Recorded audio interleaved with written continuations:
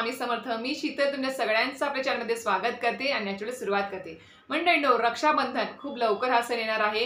आपल्या श्रावण महिन्यातला अत्यंत महत्त्वाचा दुसरा मोठा सण मानला जातो ते म्हणजे रक्षाबंधन, नारळी पौर्णिमा। रक्षाबंधन म्हणजेच राखीचा पवित्र सण। बहीण भावाच्या अतूट नात्याचा हा सण जो आहे तो अत्यंत मोठ्या प्रमाणात साजरा केला जातो। पौराणिक मान्यतेनुसार श्रावण महिन्यामध्ये जी पौर्णिमा येते त्या पौर्णिमेच्या दिवशी रक्षाबंधन म्हणजे नारळी पौर्णिमा साजरी केली जाते। पण यंदा या जे नारळी पौर्णिमा म्हणजे रक्षाबंधन जे आहे त्या दिवशी भद्रकालीचं सावट आलेलं आहे अशी चर्चा चालू झालेली आहे। तर नक्कीच आपल्याला या रक्षाबंधन दिवशी भद्रकाल जो आलेला आहे तर तो भद्रकाल किती वाजेपर्यंत असणार आहे, त्याचबरोबर आपल्याला रक्षाबंधन दिवशी कुठला शुभ मुहूर्त आहे की त्या शुभ मुहूर्तामध्ये आपण आपल्या प्रत्येक बहिणीने भावाला हातावर राखी बांधू शकेल ते सुद्धा आजच्या व्हिडिओमध्ये जाणून घेणार आहोत।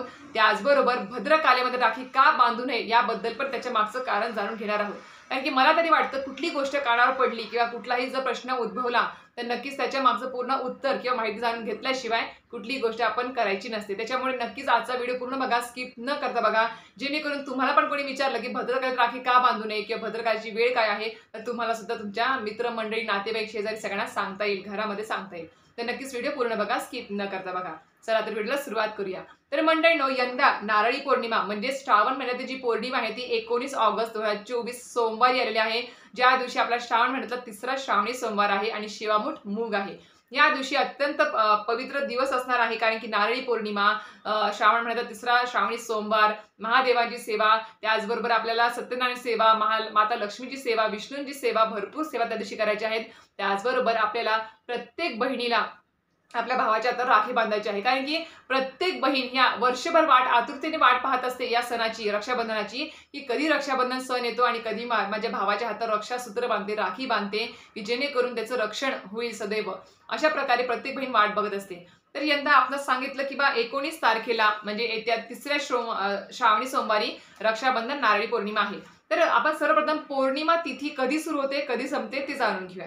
तर पौर्णिमा तिथी जी आहे, पौर्णिमा प्रारंभ पहाटे 19 ऑगस्टला सोमवारी पहाटे 3:05 पौर्णिमा चालू होईल। ती त्या दिवशीच रात्री म्हणजे 19 ऑगस्टलाच रात्री 11:56 ही संपून जाईल। त्यामुळे दिवसभर पौर्णिमा असणार आहे। तर आता मंडळींनो, आपल्यास माहिती आहे की या दिवशी अशी मान्यता आहे की भद्रकालीचं सावट असणार आहे या रक्षाबंधनावरती।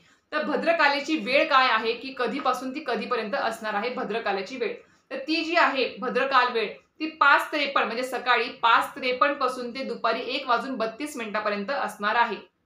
आणि अजून एक गोष्ट म्हणजे ही जी भद्रा देवी आहे किंवा भद्रा आहे तिचं जे निवासस्थान आहे ते यंदा पाताळामध्ये आहे। त्याच्यामुळे अशी मान्यता आहे, पौराणिक मान्यता आहे की जेव्हा भद्रा देवीचं निवासस्थान हे पाताळात किंवा स्वर्गात असतं त्यावेळेस पृथ्वी तलावर जी लोक असतात, मनुष्य असतात, त्यांना काही त्याचा त्रास होत नाही।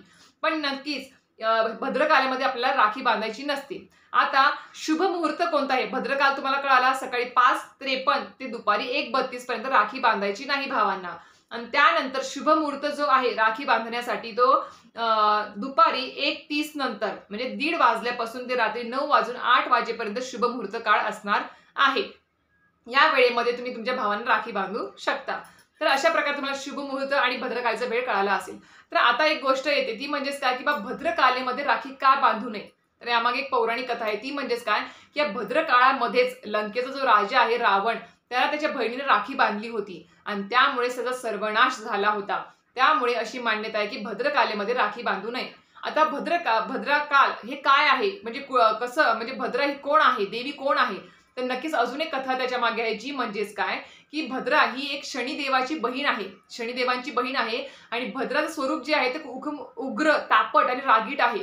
तिचा एक स्वभाव आहे, ती कुठल्याही शुभ कार्यामध्ये, यज्ञामध्ये, कुठल्याही पूजेमध्ये ती व्यत्यय आणत असते। त्याच्यामुळे तिचं म्हणजे सगळं उद्ध्वस्त करत असते ती त्या गोष्टी, सगळ्या शुभ गोष्टी। त्यामुळे ही भद्रा देवी जी आहे ती शनिदेवाची बहीण असून प्रत्येक शुभ कार्यात व्यत्यय आणते। म्हणून अशी मान्यता आहे की भद्रकालीच्या वेळेमध्ये कुठलेच आपल्याला शुभ कार्य, पूजा अर्चा करायची नसते किंवा भावाला राखी सुद्धा बांधायची नाही अशी मान्यता आहे। आता रक्षाबंधन, आपणास माहिती आहे की रक्षाबंधन जी आहे तो अतिशय महत्त्वाचा सण आहे। प्रत्येक बहीण भावाला राखी बांधण्यासाठी आतुर असते. अक्षरशः भाऊ सुद्धा आपल्या बहिणीकडून राखी बांधण्यासाठी आतुर असतो, जी अतूट नाते बहीण भावाचं पाहायला मिळत असतं. तर अशा प्रकारे प्रत्येक बहिणीने आपल्या भावाच्या हातावर राखी जी बांधायची ती भद्रकाल सोडून वेळेमध्येच, जे शुभ मुहूर्त आहे त्या वेळेतच बांधावी, आपल्या भावाच्या रक्षणासाठी, त्याच्या दीर्घायुसाठी, त्याला उत्तम आरोग्य मिळण्यासाठी आणि त्याची भरभराट होण्यासाठी, त्याच्या संसाराची त्याची भरभराट होण्यासाठी नक्कीच आपल्याला स्वामींकडे प्रार्थना करायची आहे आणि नक्कीच आपल्याला त्याच्या संरक्षणासाठी सुद्धा प्रार्थना करायची आहे. तर अशा प्रकारे तुम्हाला कळालं असेलच की आपल्याला यंदा नारळी पौर्णिमा कधी आहे, त्याच दिवशी पौर्णिमा तिथी कधी आहे, भद्रकालीची वेळ आणि शुभ मुहूर्त राखी बांधण्याची वेळ सुद्धा कळाली आहे. पण रक्षाबंधन यामागे तुम्हाला पौराणिक महत्व माहिती आहे का? रक्षाबंधनाचं काय होतं? म्हणजे रक्षाबंधन हा जो शब्द आहे तो आता पडला आहे, पण म्हणजे पौराणिक कथेमध्ये किंवा पौराणिक काळापासून त्याला जे नाव होतं ते म्हणजे रक्षासूत्र. ते रक्षासूत्र म्हणजे रक्षाबंधन हा जो सण आहे तो कसा प्रचलित झाला त्याबद्दल थोडक्यात तुम्हाला सांगते. तर पौराणिक कथेनुसार रक्षाबंधन जे आहे म्हणजेच राखीच्या धाग्याला रक्षासूत्र असं म्हटलं जातं. ज्या वेळेस राजसूय यज्ञ चालू होतं त्या यज्ञाच्या वेळी भगवान कृष्णाला द्रौपदीने तिच्या अंगावरची जी साडी होती ती साडीची चिंधी फाडली आणि तिने कृष्णाच्या हातावर मनगटावर ती चिंधी बांधली. का? तर रक्षासूत्र म्हणून बांधली होती. आणि त्या काळापासूनच ही पौराणिक जी परंपरा चालू झाली आहे, रक्षाबंधन किंवा नारळी पौर्णिमा ती चालू झाली आहे. त्याचबरोबर नारळी पौर्णिमा कोळी लोकांसाठी पण खूप महत्त्वपूर्ण हा सण असतो. त्या दिवशी ते समुद्राची पूजा करतात, नारळ वगैरे वाहतात आणि नक्की कारण की त्यांचं पोट पाणी आणि लक्ष्मी जी आहे ती त्यांच्या समुद्रावरतीच असते. त्याच्यामुळे कोळी लोक सुद्धा यंदा म्हणजे नारळी पौर्णिमेला खूप मोठ्या उत्साहामध्ये हा सण साजरा करत असतात. तर अशा प्रकारे तुम्हाला संपूर्ण माहिती आजच्या व्हिडिओमध्ये दिलेली आहे. नक्कीच जास्तीत जास्त प्रमाणात व्हिडिओ शेअर करा. माहिती आवडली असेल लाईक करा, शेअर करा, सबस्क्राईब करायला विसरू नका. श्री स्वामी समर्थ.